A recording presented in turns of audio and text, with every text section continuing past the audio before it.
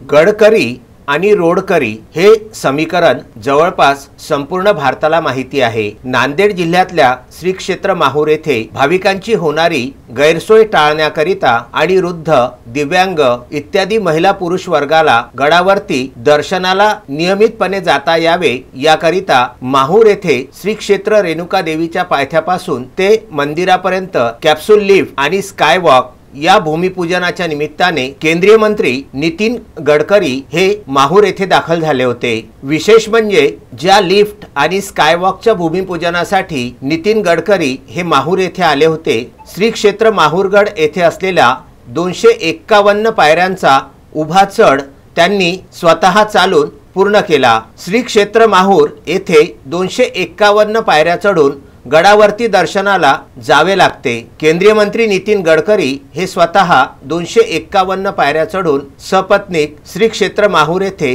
आई श्री रेणुका देवीच्या चरणी लीन झाले। यावेळी त्यांनी सपत्नीक देवीची पूजा अर्चना केली।